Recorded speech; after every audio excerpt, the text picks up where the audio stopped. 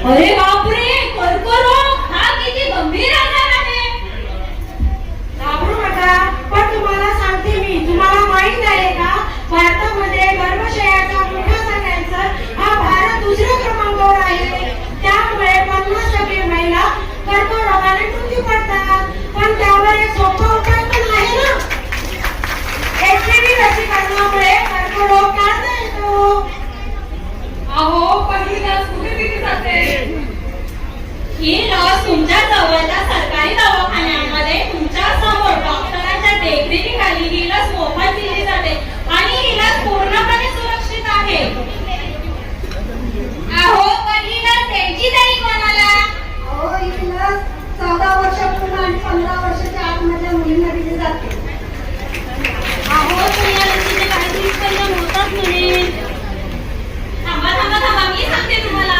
या लसीचे काहीही दुष्परिणाम नाही. HPV लसीकरण हे पूर्णपणे सुरक्षित लसीकरण आहे आणि ही अफवा आहे. या अफवेवरती कोणीही विश्वास ठेवू नका. तुम्हाला माहित आहे का, आपल्या भारत देशामध्ये दर 7 मिनिटाला एका महिलेचा मृत्यू हा कर्करोगामुळे होतो आणि HPV लसीकरण हे आपल्या भारत देशामध्ये 145 देशांमध्ये दिले जाते. HPV लसीकरण हे आपल्या भारत देशामध्ये 50 कोटींहून अधिक मुलींनी या लसीकरणाचा लाभ घेतलेला आहे आणि या लसीकरण हे 14 वर्षावरील मुलींना अधिक प्रभावी ठरते. HPV लसीकरणाचा काळ हा आपल्या शरीरामध्ये 10 ते 12 वर्षापर्यंत टिकून राहतो. HPV लस द्या. HPV लसीकरणाचा सर्व्हायकल कॅन्सरवर करूया मात. HPV लसीकरणाला देऊया साथ. सर्व्हायकल कॅन्सरवर करूया मात. HPV लसीकरणाला देऊया साथ.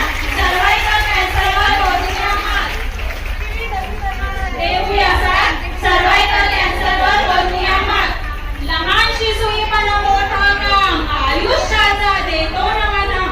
ह्युमन पॅपिलोमा नावाचा व्हायरस दूर पळेल, लसीमुळे शरीर पळेल.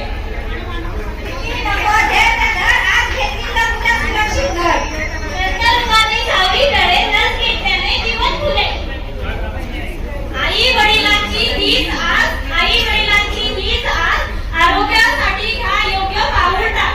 आरोग्यासाठी घे योग्य पाऊल टाक. स्वतःसाठी समाजासाठी लसीकरणच आहे आपल्या रक्षणासाठी. HPV लस द्या, कर्करोग टाळा. HPV लस द्या, कर्करोग टाळा. HPV लस द्या, कर्करोग टाळा. तुम्हाला HPV लसीकरणावरती अजून माहिती हवी असेल तर तुम्ही तुमच्या एरियातील आशा सेविका आणि सिस्टर यांच्याशी संपर्क साधू शकता.